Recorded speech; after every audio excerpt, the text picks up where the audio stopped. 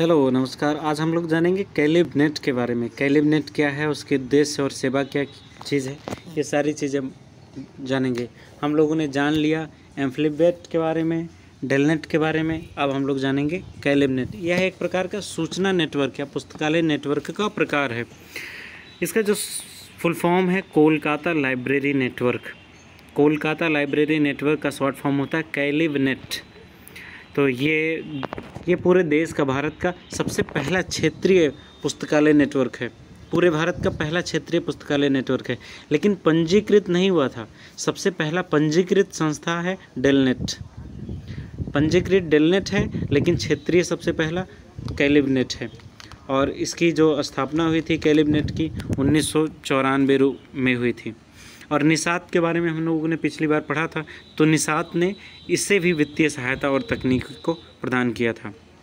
और इसने 1991 में मैत्रेय नामक सॉफ्टवेयर बनाया था, और इसमें करीब 38 सदस्य हैं और केवल 13 इसके विकास में मुख्य भूमिका निभा रहे हैं।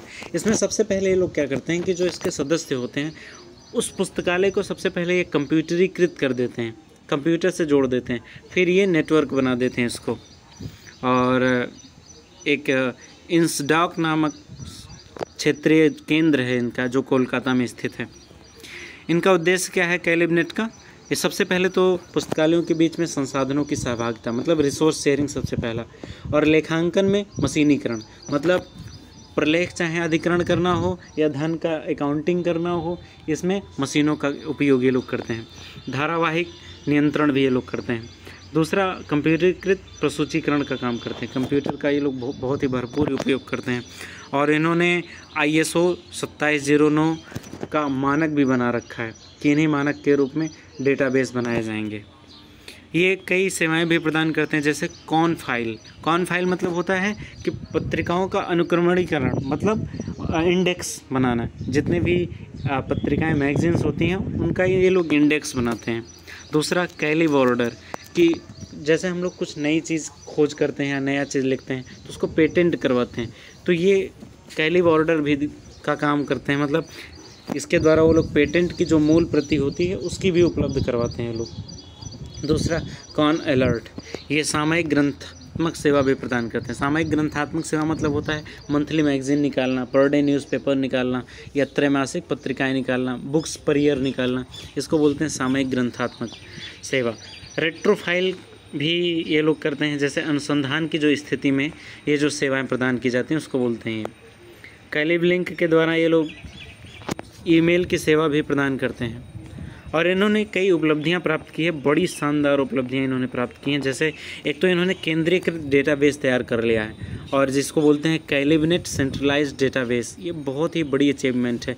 डेलनेट से देखो, जब सबसे बेकार था एम्फ्लिबेट जो हमने पहले पढ़ा था, उसके बाद डेलनेट उससे अच्छा था। और ये जो, लेकिन डेलनेट वो दिल्ली का था, और ये जो हम लोग ये कैलिबनेट पढ़ रहे हैं कोलकाता का है। तो ये दोनों क्षेत्रीय हैं, लेकिन कैलिबनेट का अचीवमेंट काफ़ी अच्छा है।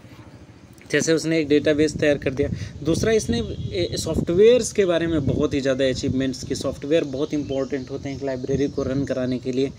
जैसे इसने एक संजुता नामक सॉफ्टवेयर बनाया कि जिससे क्या होता है, डेटाबेस को एकदम अच्छे से संयोजित किया जा सके, और उसके बाद सूचना को इकट्ठा करने में और उसको पुनः पाने में बहुत ही ज़्यादा महत्वपूर्ण ये होता है। संजुक्ता ये सॉफ्टवेयर का नाम है। दूसरा, इन्होंने एक सॉफ्टवेयर बना था जिसका नाम था पार PAR।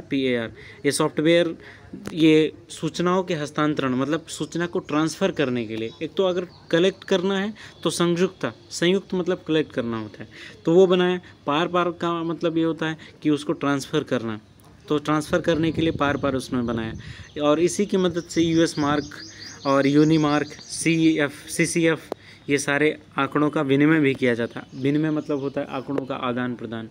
तो कैलिबनेट ने काफ़ी अच्छा काम किया है, उसके अचीवमेंट्स भी काफ़ी अच्छे हैं। तो कैलिबनेट में इतना ही। आगे हम लोग अगला नेटवर्क का प्रकार पढ़ेंगे। Thank you very much.